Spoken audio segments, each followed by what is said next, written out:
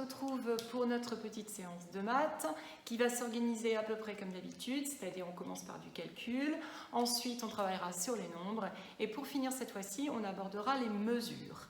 D'accord? Et je vous laisse tout de suite aller voir la petite vidéo dont je vous ai mis le lien dans le courrier de papa et maman. Vous allez voir, on reparle étrangement de l'arbre à calcul ainsi que de l'addition posée.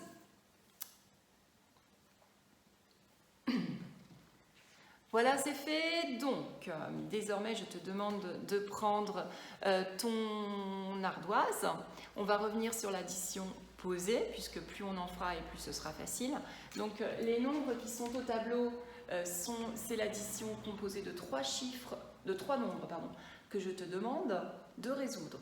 Pour te remettre un petit peu dans le bain, je t'ai remis l'immeuble. Tu te souviens de mon immeuble? Donc, l'escalier des unités, l'escalier des dizaines. Ok, je remets en fait les petites lettres au-dessus. Unité, dizaines. Et je te demande sur ton ardoise de résoudre cette opération. D'accord? Je la veux vraiment poser.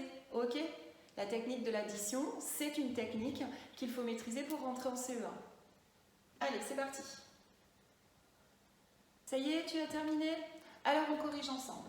On regarde le premier nombre. Il s'agit du nombre 23. Dans le nombre 23, le 3 est écrit en bleu, le 2 en rouge. Pourquoi, d'après toi? Le 3 représente le chiffre des unités. Bien joué. Donc, il va emprunter l'escalier des unités, monter au dernier étage. Ensuite, le 2 représente le chiffre des dizaines. Il regarde donc l'escalier des dizaines et il monte au dernier étage. Bon, je regarde le second nombre. Il s'agit de 52. 52, 2 est le chiffre des unités. Escalier des unités, deuxième étage. 5 est le chiffre des dizaines. Escalier des dizaines, deuxième étage. Ensuite, je regarde mon dernier nombre qui est un chef de famille. Il s'agit du nombre 10. Eh bien, le nombre 10, le chiffre des unités est donc le 0, et non, il ne compte pas pour du beurre. Et le chiffre des dizaines est le 1. Je le mets donc dans la partie des dizaines. Et donc, à partir de là, il faut quand même que je fasse attention à quelque chose. C'est que là, qu'est-ce que je vous avais dit lundi? Qu'il y a une troisième colonne, la colonne des signes. Bien joué pour ceux qui s'en souvenaient. On vous demande d'ajouter, c'est les petits signes qui sont là, sachant que j'ai oublié celui-là quand même, c'est même le plus important, c'est pour ça qu'on fait l'opération. Donc, nous avons bien des étages, et ici on aura un signe, d'accord? On demande de faire 23, le nombre qui est là, plus 52. Donc là, il faut mettre le signe dans un carreau qui est là. Ensuite, on vous demande de faire 52 plus 10. Et ensuite, on vous demande combien ça fait, le signe égal. Je redis, il est impératif, c'est-à-dire que c'est obligatoire. Même pour les enfants qui vont très vite, d'accord? Là, je pense à Com, je pense à Jason, je pense à Isandre, je pense à des enfants qui vont très vite et qui ont tendance à brûler les étapes.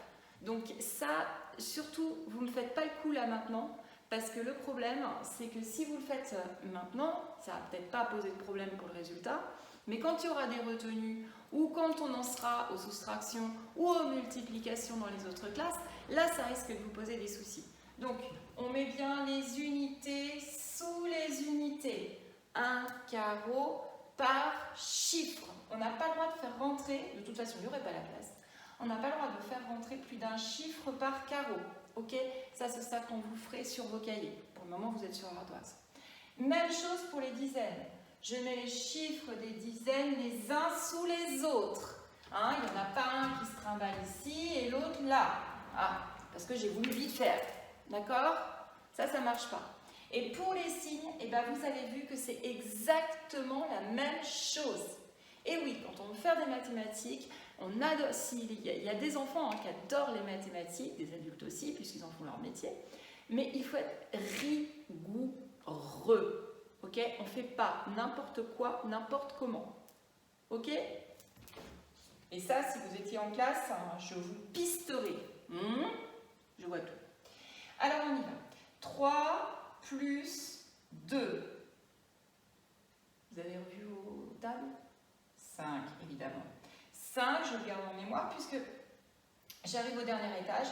Et là, 5 plus 0, ça fait toujours 5. Hein. Le résultat, donc, de cette colonne d'immeuble, c'est bien 5. Je passe du côté des dizaines. 2 plus 5. Dans ma table d'addition, ça donne 7. Même plus besoin de les mettre dans la tête. 7 plus 1, 8. Bien joué. Ce qui donne que le résultat de 23 plus 52 plus 10, eh bien c'est 85. Bien joué. Alors, maintenant que nous avons revu ça, avec la vidéo et en direct, je vous demande de prendre votre bout de gomme calcul et de faire la page 59. D'accord? 5 dizaines, 9 unités. Vous avez déjà, et c'est fait exprès, les additions qui sont préposées. Ok? Elles ont commencé déjà à être posées. Maintenant, rien ne vous empêche de rajouter, parce que ça, ils ne l'ont pas fait dans les éditions, la colonne et des signes. Et si vous voulez mettre des couleurs pour les unités, les dizaines, eh bien, vous le faites. D'accord? Il ne faut pas avoir peur de perdre du temps. Parce qu'aujourd'hui, on en gagne pour plus tard. D'accord? Allez, je vous laisse faire ça tranquille et on passe au nombre après. Et pour reprendre, on va donc avoir besoin, peut-être pas pour tout le monde, mais en tout cas, prenez votre sous-main où il y a votre frise numérique, la frise des nombres. On va travailler sur cette frise des nombres qui doit être envisagée en fait comme un espèce de collier avec des perles. D'accord? Dans ce collier avec des perles, eh bien, vous avez les nombres. D'accord? Et ce que je vais vous demander, c'est, alors il va falloir utiliser votre ardoise aussi, vous allez devoir retrouver les suites de nombres. Alors au début c'est facile parce que je vais vous demander de 1 en 1. Vous vous souvenez l'histoire de la grenouille qui saute de nénuphar en nénuphar? Eh bien là elle fait des tout petits sauts puisqu'elle va compter de 1 en 1. Attention, je vous demande sur votre ardoise de dessiner un collier de perles avec 10 perles. D'accord? Pour commencer. Donc vous me faites ça.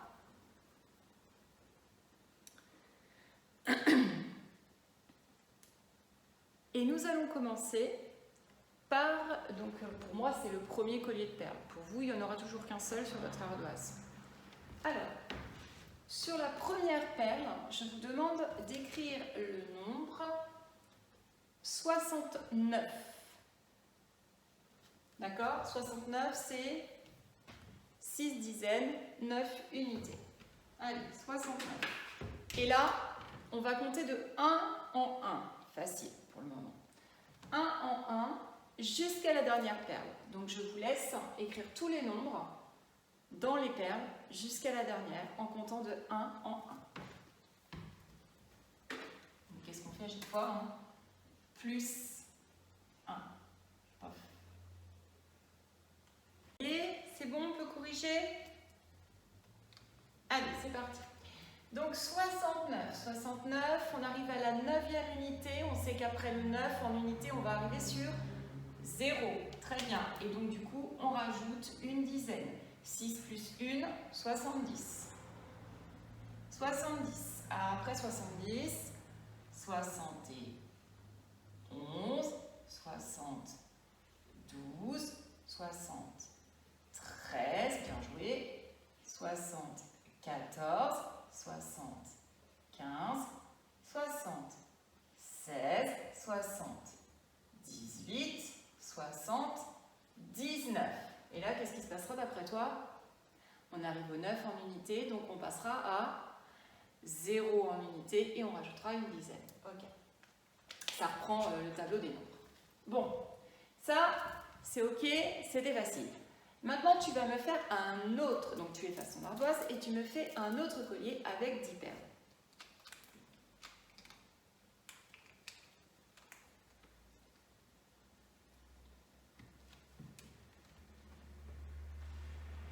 Et je voudrais que tu comptes 5 perles avec ton doigt. Tu pointes avec ton doigt.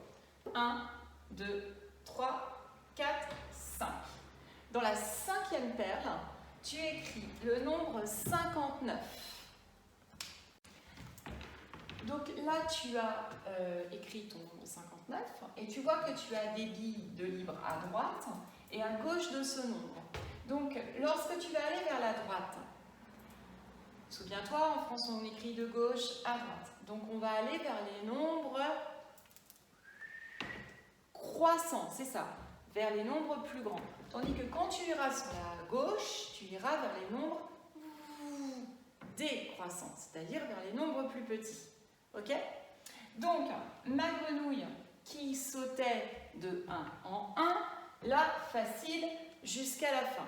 Parce qu'on y va ensemble, 59, après 59, 60, 61, 62, 63, 64. Ok, jusque-là. Mais, lorsqu'on est à 59, là par contre, il va falloir faire en arrière, les sauts en arrière. Et regarde, tu vas surtout utiliser ton unité. Le 5, on est toujours dans la famille du 5 là. Ok? Famille du 5. Mais avant le 9 en unité, qui est-ce qu'il y a? Regarde sur tes doigts. Tu as raison, il y a le 8. Donc on arrive au nombre 58. Ok, je fais la même chose en arrière. Donc après, tu as bien vu, je fais moins 1, moins 1, moins 1. Je n'ai pas dit moins 10, j'ai dit moins 1. C'est moins une unité. Ok, là, j'ai toujours donc mes 5 dizaines. Et on me dit une unité en moins. Donc l'unité qui vient juste avant 8, c'est 7. Bien joué. Et je recule encore. Moins 1. L'unité qui vient juste avant 7, c'est 6. Super. Et on termine comme ça. L'unité qui vient juste avant 6, c'est 5. Bravo. Ok. Tu effaces, tu me refais un collier avec 10 perles. Alors c'est pareil, hein, je vois les pros du rond vite fait, mal fait. On s'applique un tout petit peu quand même. Donc là, on était à plus 1, moins 1. Alors maintenant, on va faire plus 2. D'accord? Les nénuphars, la grenouille va faire un saut tellement grand qu'elle va en sauter 2 à la fois. Et elle commence avec le nombre 79. Souviens-toi, 79. Alors là, tu peux utiliser la frise si tu as du mal au départ. Mais il faut en fait retravailler à la maison la comptine numérique. C'est-à-dire, papa et maman te donnent un nombre, n'importe lequel, 80 par exemple, et il faut que tu comptes à partir de 80 jusqu'à 90. D'accord? Ça fera partie aussi de tes devoirs, parce que sinon tu ne pourras pas faire ce travail-là. Donc il faut que tu apprennes en fait à compter comme ça à partir de n'importe quel nombre. Mais on le fait déjà, on le fait quand on démarre des unités, tu sais, tu mets le plus grand dans ta tête, le plus petit sur tes doigts. Donc pas de panique, tu vas y arriver aussi. Et puis on a travaillé l'organisation de la frise numérique sur les grands nombres. Donc là, on continue. 79. Alors 79, je me mets debout et je sais que je vais compter 2 fois. 79, 80, 81. Allez, c'est parti. J'ai fait plus 2. Pour passer de la première perle à la seconde, plus 2.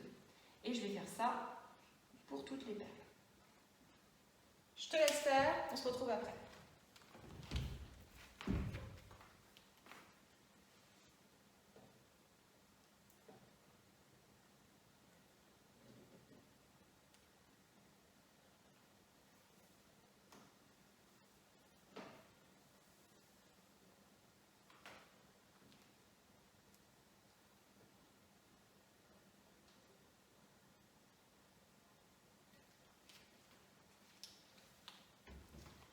T'as terminé, on corrige ensemble? Alors, je suis sur 81. Le nénuphar 81, je vais compter 2 fois. 81, 82, 83. Allez, et 83, 84, 85. Allez, je veux te voir debout. Je veux que ça bouge un peu. 85, 86, 87. En avant, comme ça, on peut le faire. C'est chouette. 87, 88, 89. Attention, là, je sais que je vais changer de dizaine. 89, 90, 91. Et 92, 93. Et 94, 95. Et 96, 97. Bien, comme c'est répétitif. Mais je suis sûre que tu avais déjà vu. Ça va, 1. On a changé de dizaine. 83. On a changé de dizaine. L'unité reste la même. 85. 95. Ça y est, tu comprends comment ça fonctionne? En fait, les nombres, c'est juste des jeux. Il faut savoir jouer avec. Une fois qu'on a compris le truc, c'est hyper facile. D'accord? Mais ça, toutes ces suites, il faut que tu te les mettes dans la tête. Ok? Et pour ça, il n'y a pas de miracle. Ben, il faut compter. Il faut compter, il faut réciter la comptine numérique de la même façon qu'en maternelle. Tu faisais 1, 2, 3, 4, 5, 6, 7, 8, 9, 10. C'est pareil. Sauf que là, bah, on a monté d'un cran. On va jusqu'à 100. Donc évidemment, tu ne vas pas compter de 0 à 100. De 0 à 100, ça n'aurait aucun intérêt. Mais là, il va falloir que tu apprennes à compter. Voilà, à partir de n'importe quel nombre. Autant que papa et maman te le disent. Ok? Donc, là, on a fait plus 2. Et à partir de jeudi, on fera plus 5, plus 10, moins 5, moins 10, moins 2, etc. D'accord? Ok, on passe aux mesures. Et pour commencer cette leçon sur les mesures, eh bien, je vais te laisser regarder une petite vidéo, on se retrouve juste après. Alors, qu'est-ce que tu viens de voir? Que les hommes, eh bien, pour mesurer des choses, eh bien, ont utilisé des unités de mesure. Alors, quand c'était pour mesurer un poids, par exemple, quand tu montes sur la balance, c'est en kilos, d'accord? Même un bébé, c'est en kilos. Lorsque, par contre, on veut mesurer une taille, eh bien, qu'est-ce qu'on utilise? Là, tu vas utiliser ce qu'on appelle, peut-être en as-tu une dans ta chambre, une toise, d'accord? Une toise, en général, qui va jusqu'à 1 mètre lorsque vous êtes petit, et puis ensuite, eh bien, à laquelle on a rajouté les centimètres, ok? Qu'est-ce que tu vas utiliser comme unité de mesure si tu dois mesurer la distance, une distance, d'accord, qu'il y a entre Ono et Paris, par exemple? Là, on prend la voiture, on est en quoi? Ouais, t'as raison, c'est ça. On est en kilomètres. Bravo. Mais par contre, si je veux mesurer la taille d'une fourmi, là, je suis en quoi? En kilomètres aussi? Non, pas du tout. C'est une toute petite unité de mesure, c'est le millimètre. Vous savez, il y avait une expression qui dit « calculer au millimètre près ». Ça veut dire que c'est vraiment tout petit, petit. D'accord? Et enfin, les traits que vous avez sur votre cahier, par exemple, vous allez les mesurer en quoi? En centimètres, bien joué. Et ces centimètres, on les retrouve sur quoi? Sur la règle. Donc, on reprend la règle pour la joie et la bonne humeur de certains enfants qui, parfois, se disent ça va pas assez vite. Ben oui, mais là, en fait, les mesures, c'est un peu comme la géométrie, il faut être précis. Donc, on va avoir besoin de la règle et on va avoir besoin, tu sais, de tous les petits traits qui sont sur la règle. Et ouais. Allez, c'est parti. Donc, pour moi, j'ai la règle. Vous vous souvenez, on avait appris à tirer des traits droits. Donc pour ça, il y avait la technique qui était de mettre la main en plein milieu, d'écarter les doigts au maximum pour bien tenir la règle à gauche et à droite. Ok ? Mais là, on va s'intéresser, et regarde sur ta propre règle, à tous les petits traits qu'il y a sur la règle. D'accord ? Alors, comment on fait pour mesurer ? Eh bien, le premier chiffre que tu trouves, qu'est-ce que c'est ? Bravo, bonne lecture, c'est le 0. Eh bien, ce 0, il faudra forcément qu'il soit au début du trait qui est tracé sur ton cahier. On y va, on fait un essai ensemble.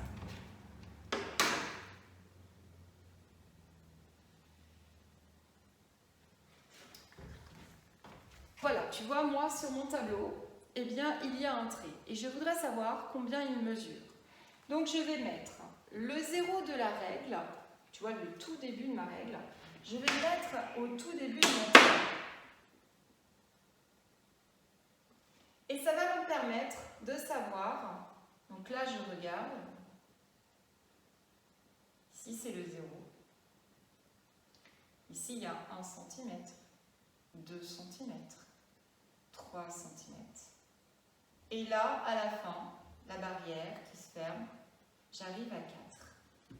Ça veut dire que tout l'espace qu'il y a entre les deux traits, entre le trait du 0 et le trait du 4, eh bien mesure 4 cm. Ah oui, le symbole des centimètres, c'est C et M. D'accord ? Donc, pour pouvoir mesurer un trait, je pose le début de ma règle, le 0, sur le début du trait. Là, par contre, tu vois l'intérêt de bien tenir sa règle. Sur le début du trait. Et je regarde jusqu'où va le trait. D'accord ? Et en fait, à partir du moment où on a un début et où on a une fin, eh bien, il ne s'agit plus ni de ligne ni de trait. Ça porte un nom. Et ça, tu l'apprendras, tu l'apprends aujourd'hui, mais tu l'apprendras bien plus tard et tu en auras besoin. Ça s'appelle un segment. On a segmenté, c'est-à-dire qu'on a coupé un trait. Ça, c'est une ligne. Elle n'a pas de début. Ça veut dire qu'on pense qu'elle peut commencer bien plus loin. Et elle n'a pas de fin. Ça veut dire que elle continue. D'accord ? Ça, c'est une ligne. Par contre, si je la coupe, je dis, je voudrais le morceau de là à là, et bien là, je fais un segment. C'est-à-dire que je sais qu'il y a un début et une fin. D'accord ? Et je peux mesurer un segment, puisque je prends ma règle au début du 0, et je regarde. 1, 2, 3, 4, 5, 6 et 7. Et je sais que donc mon segment mesure 7 cm. Du point de départ au point d'arrivée, j'ai donc 7 cm. Alors, donc je te propose de prendre une feuille blanche et ton gros travail aujourd'hui, ça va être de tirer des segments. Alors attention, tu as vu que le segment, il y avait deux symboles importants. La petite barrière pour indiquer le début et la petite barrière pour indiquer la fin. D'accord ? Et entre, c'est ça qu'on mesure. La distance qu'il y a entre les deux barrières. Sachant que la première barrière, forcément, elle sera toujours à 0. D'accord ? Et puis, on va regarder jusqu'où elle va. Donc, l'intérêt de bien tenir sa règle, c'est pour ça qu'on a travaillé la tenue de la règle depuis le début de l'année. Comme ça, tu auras des mesures précises. Alors, je vais te demander, sur ta feuille blanche, de tirer plusieurs traits, plusieurs segments. Oh, tu vois, même moi, je me trompe là. Voilà, tu as devant toi les mesures de 5 segments. Et je te demande de tracer ces 5 segments sur la feuille blanche, de bien indiquer les barrières et les mesures, et ensuite de nous envoyer ça. Ok? Je te souhaite un très bon mercredi et on se retrouve jeudi. Plein de bisous mes petits loups.